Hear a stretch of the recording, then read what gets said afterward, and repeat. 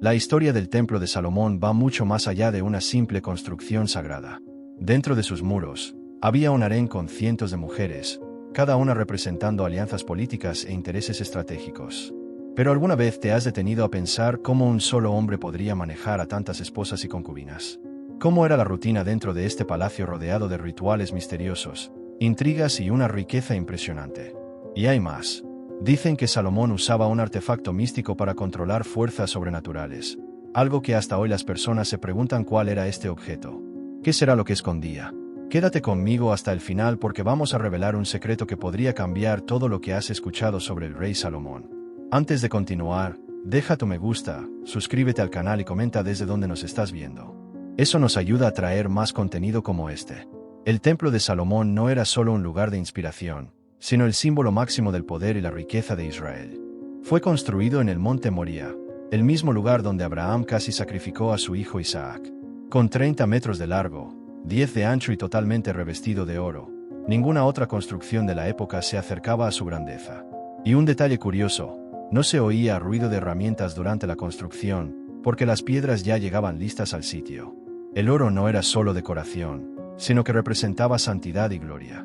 En el lugar más sagrado del templo, conocido como el Santo de los Santos, se encontraba el Arca de la Alianza, el objeto más importante para los hebreos, pues creían que la presencia de Dios estaba allí. Solo el sumo sacerdote podía entrar en ese espacio, y únicamente una vez al año, en el día de la expiación. Para proteger este lugar sagrado, había querubines gigantes, esculpidos en madera y cubiertos de oro. El aroma del incienso mezclado con el perfume del cedro creaba un ambiente único, haciendo que todos los que entraban sintieran una profunda reverencia. La construcción del templo tomó varios años e involucró a más de 180.000 trabajadores. Enormes bloques de piedra, tan pesados como casas modernas, eran transportados con una precisión impresionante. Nobles maderas, como el cedro del Líbano, viajaban kilómetros y kilómetros para ser utilizadas en el templo. Maestros artesanos fenicios esculpieron detalles que desafiaban la imaginación, creando un ambiente majestuoso. En la entrada principal, 2 columnas gigantes llamadas Jaquín y Boaz simbolizaban la fuerza y la estabilidad del reino de Salomón. Pero el templo no era solo un lugar de culto, sino que también funcionaba como centro administrativo y judicial. Todos los días, los sacerdotes ofrecían sacrificios, dirigían oraciones y organizaban ceremonias para mantener viva la tradición. El sistema estaba tan bien organizado que Salomón dividió a los sacerdotes en 24 grupos, cada uno con funciones específicas, asegurando que todo funcionara a la perfección. Antes de que el sol saliera sobre Jerusalén, el templo ya estaba en plena actividad. Las enormes puertas de bronce se abrían al amanecer, y los levitas comenzaban sus tareas con una disciplina casi militar. Lo primero del día, una limpieza. Cientos de siervos lavaban los pisos de mármol hasta que quedaban tan pulidos que los sacerdotes podían ver su propio reflejo en ellos. Y mientras el templo brillaba con la luz de la mañana, la música sagrada llenaba el ambiente, creando una atmósfera de respeto y devoción. Pero volviendo al misterio, ¿realmente usó Salomón un artefacto místico para controlar fuerzas más allá de la comprensión humana? Muchos creen que sí, y hay quienes afirman que poseía un anillo especial, conocido como el sello de Salomón. Se dice que este objeto tenía el poder de controlar espíritus e incluso demonios. Esto explicaría su sabiduría inigualable y la razón por la cual tantos misterios rodean su historia hasta el día de hoy. ¿Y tú? ¿Qué opinas de esta teoría? ¿Será que el rey más sabio de la historia también fue el más enigmático? Deja tu opinión en los comentarios. Y si te gustó este contenido, no olvides darle me gusta y compartirlo para que más personas descubran estos secretos ocultos de la historia. La música tenía un papel esencial en los rituales del Templo de Salomón. Los músicos, conocidos por su habilidad, usaban puntos estratégicos y llenaban los patios con melodías que resonaban por toda Jerusalén. Con arpas, címbalos y trompetas, seguían un repertorio inspirado por el propio rey David, quien dejó instrucciones claras sobre cómo debía realizarse la alabanza.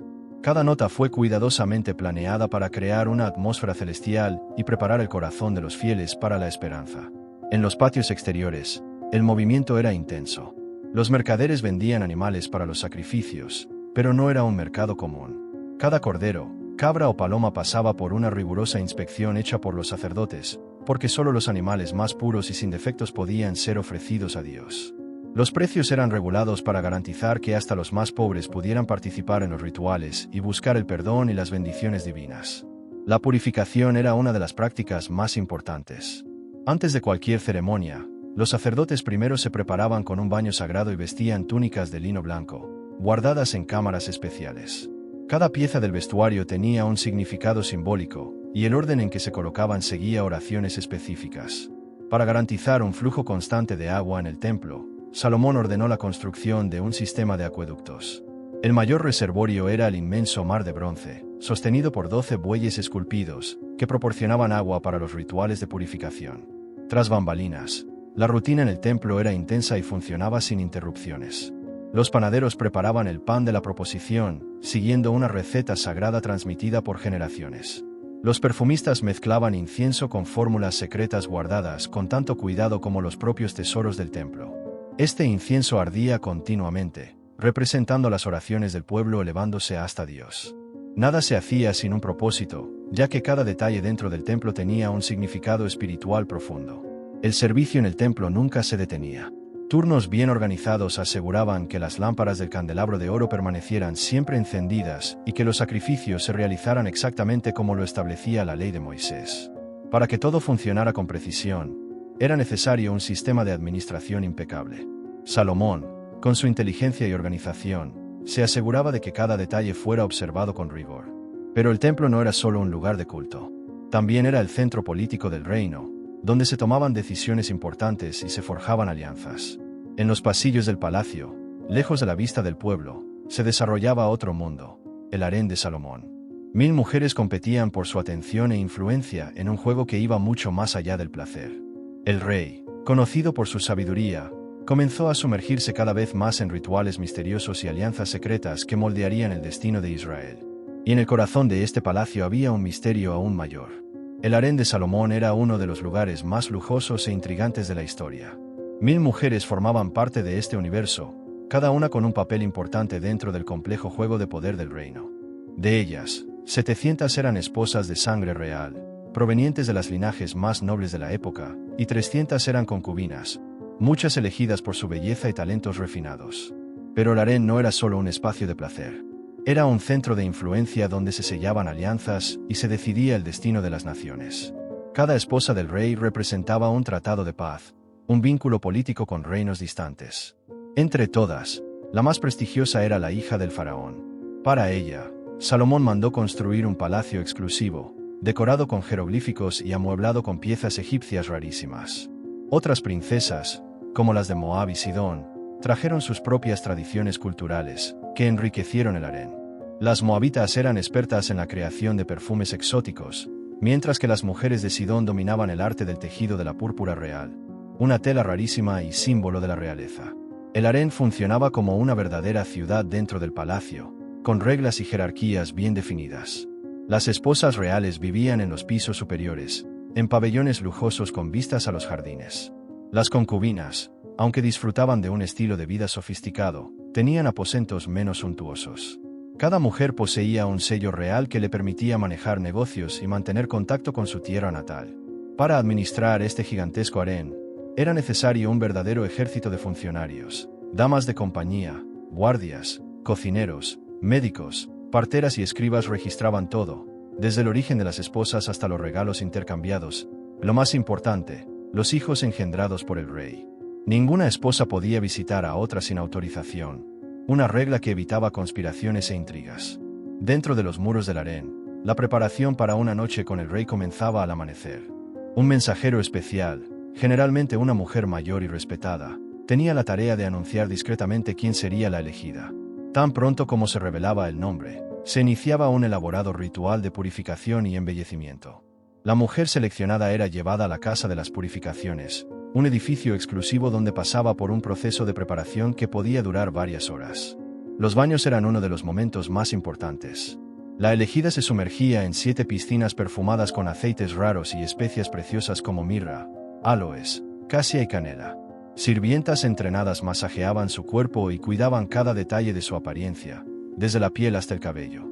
Sus mechones eran lavados con esencias aromáticas y peinados con peines de marfil incrustados con piedras preciosas. Su piel recibía tratamientos especiales con miel, leche de cabra y aceites esenciales para garantizar un tacto suave y sedoso. Las vestimentas elegidas para la noche estaban hechas con los tejidos más finos y delicados, muchas veces tan ligeros que eran confeccionados con hilos de araña. Los colores vibrantes provenían de conchas raras y minerales preciosos. Las joyas, además de su belleza, tenían significados simbólicos e incluso místicos. Algunas llevaban inscripciones de victorias y encantamientos, mientras que otras estaban diseñadas para resaltar la seducción y el magnetismo de la mujer. Mientras tanto, en la alcoba real, todo se preparaba meticulosamente para crear una atmósfera envolvente. Incensarios de oro esparcían fragancias exóticas por el ambiente. Pétalos de flores eran dispuestos sobre las sábanas de seda y lámparas estratégicamente colocadas generaban una iluminación suave y seductora. Músicos especializados en canciones de amor tocaban en salas adyacentes, inspirándose en el Cantar de los Cantares, el más bello poema de amor atribuido al propio Salomón. Pero dentro del harén, la belleza no lo era todo. Las mujeres que realmente conquistaban al rey no eran solo las de rostros más hermosos, sino también las más inteligentes y astutas.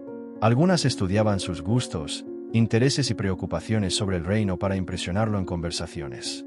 Otras usaban su conocimiento en perfumes y danzas para dejar una huella inolvidable. La competencia por el favoritismo de Salomón era sutil, pero intensa. Las mujeres intercambiaban regalos, a menudo con mensajes ocultos o significados secretos. Pequeños gestos podían cambiar el destino de una concubina dentro del harén. Porque, en ese universo donde el poder se conquistaba en los bastidores, cada detalle contaba. El harén de Salomón no era solo un lugar lleno de lujo y belleza. Detrás de toda la riqueza, existía una lucha silenciosa. Cada mujer quería asegurar su espacio, ganarse la atención del rey, si era posible, tener un hijo que pudiera heredar el trono. Algunas usaban su inteligencia e influencia, mientras que otras apostaban por talentos como la música y la danza. Pero, poco a poco, algo más profundo comenzó a suceder. Salomón, el rey más sabio de la historia, empezó a alejarse del propósito que Dios tenía para él. Todo comenzó de manera sutil. Salomón se casó con princesas extranjeras, sellando alianzas políticas importantes. Cada una traía consigo no solo su cultura, sino también sus creencias. La hija del faraón adoraba a Isis y Osiris. Las mujeres de Sidón quemaban incienso para Astarte. Las moabitas rendían culto a Quemos. Al principio, el rey solo permitía que mantuvieran sus tradiciones dentro del palacio. Pero, con el tiempo, su influencia creció. Para complacer a sus esposas, Salomón comenzó a construir pequeños altares en jardines privados. Luego, estos santuarios se hicieron más grandes y se extendieron por las colinas de Jerusalén. Estatuas y símbolos de dioses extranjeros comenzaron a formar parte de la ciudad. Al principio, el pueblo solo observaba sin reaccionar. Después de todo, se trataba del mismo rey que había construido el majestuoso templo del Señor. Pero pronto surgieron preguntas. ¿Cómo podía el rey, elegido por Dios, apoyar cultos paganos? Los sacerdotes intentaron advertirle. Los profetas proclamaron los peligros de la idolatría. Pero Salomón, antes tan atento a la voz de Dios, ya no escuchaba como antes. Poco a poco, su fe se fue mezclando con otras creencias. El rey comenzó a tomar decisiones no por la voluntad divina, sino por la presión y los deseos de sus esposas. Y esto tuvo graves consecuencias. La idolatría empezó a dividir a Israel. El templo del Señor ya no era el único centro de adoración. Pequeños santuarios paganos surgían por todas partes. Algunos israelitas, cautivados por las promesas de estas nuevas religiones, comenzaron a participar en rituales prohibidos. El pueblo empezó a notar que algo iba mal. El gobierno, antes próspero, comenzó a debilitarse. Para sostener tantos lujos y construcciones, los impuestos aumentaron. El descontento creció. El rey, antes admirado, comenzó a ser cuestionado. Pero esta no fue la única historia misteriosa sobre Salomón. Durante siglos, han circulado relatos sobre un artefacto sagrado que le otorgaba poderes sobrenaturales, el Anillo de Salomón. Se dice que esta joya, grabada con el nombre sagrado de Dios, le concedía al rey control sobre fuerzas más allá de la comprensión humana. Con él, Salomón podía someter espíritus, comandar demonios y ejercer un dominio nunca antes visto. Algunos textos dicen que ese anillo fue un regalo divino, un símbolo de la sabiduría de Salomón. Otros creen que, en algún momento, él usó ese poder de forma incorrecta, lo que contribuyó a su caída espiritual. Lo que realmente sucedió sigue siendo un misterio. Lo que se sabe es que, al final de su vida, Salomón ya no era el mismo rey que comenzó su camino con un corazón totalmente entregado a Dios. El rey Salomón dejó su legado, pero su historia sirvió como advertencia. Ni toda la sabiduría del mundo puede salvar a alguien que se ha apartado del camino correcto. Israel siempre estuvo bajo la protección de Dios, pero había algo más en los bastidores. Salomón poseía un poder misterioso, algo que iba más allá de la sabiduría que Dios le había dado. Y esto plantea una gran pregunta. ¿Utilizaba ese poder para la gloria divina o terminó convirtiéndose en prisionero de su propio conocimiento? Dice la tradición que Salomón tenía un anillo especial, y con él comandaba fuerzas sobrenaturales. No hay relatos bíblicos sobre esto, pero los textos más antiguos cuentan que habría ordenado a entidades invisibles que ayudaran en la construcción del templo y de su majestuoso palacio. Bloques de piedra gigantes, que normalmente requerían el esfuerzo de cientos de hombres, eran movidos con facilidad. La ingeniería detrás de estas construcciones era tan avanzada que, hasta hoy, los estudiosos siguen intrigados. ¿Cómo adquirió tanto conocimiento? Algunas historias dicen que Salomón interrogaba a estas entidades para aprender los secretos del universo. Registró todo en pergaminos que, a lo largo de los siglos, se convirtieron en objeto de deseo de magos y sabios. Un texto antiguo llamado el Testamento de Salomón habla sobre cómo usaba su anillo para aprisionar e interrogar demonios.